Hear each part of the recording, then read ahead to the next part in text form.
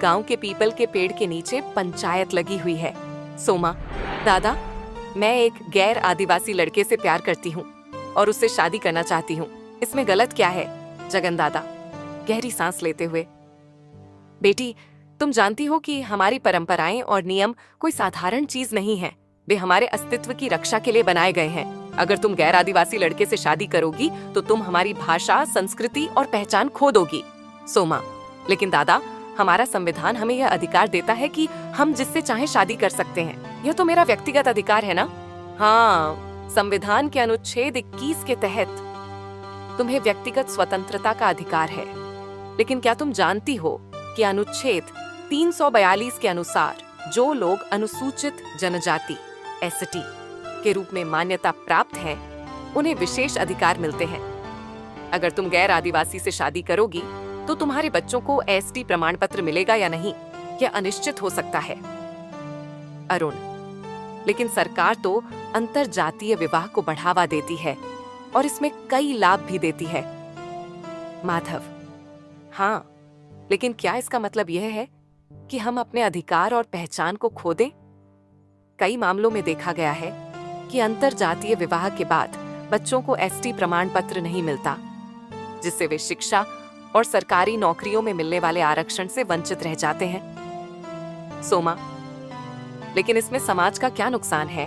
जगन दादा, तुम्हें पता है कि हमारी जमीन सुरक्षा कानून क्या कहते हैं? छोटा नागपुर काश्तकारी अधिनियम सीएनटी एक्ट और संथाल परगना काश्तकारी अधिनियम एसपीटी एक्ट आदिवासी जमीन की रक्षा के लिए बनाए गए हैं। अगर तुम किसी गैर आदिवासी से शादी करोगी तो तुम्हारी जमीन के अधिकार भी खतरे में पड़ सकते हैं। अरुण, तो क्या कोई आदिवासी लड़की गैर आदिवासी लड़के से शादी कर ले तो उसे समाज से निकाल दिया जाएगा?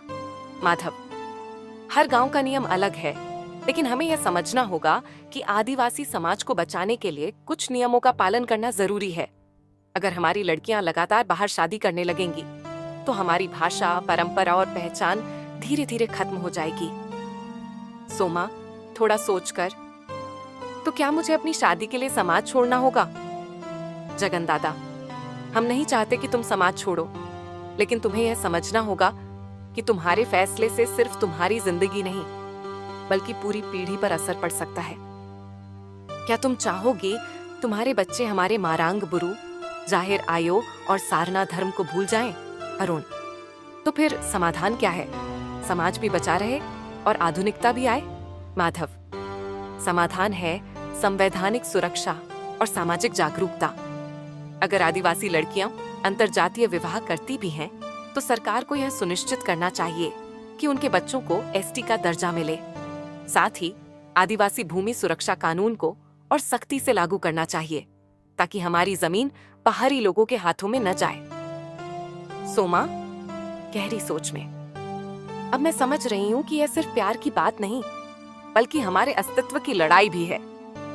जगन दादा, हाँ बेटी, प्यार आता जाता रहता है, लेकिन समाज की परंपराएं हमेशा रहती हैं।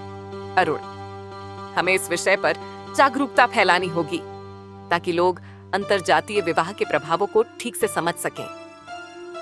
माधव, बिल्कुल सही, हमें आधुनिक भी बनना है, लेकिन अपनी आदिवासी पहचान, अधिकार और परंपरा को कभी नहीं छोड़ना है।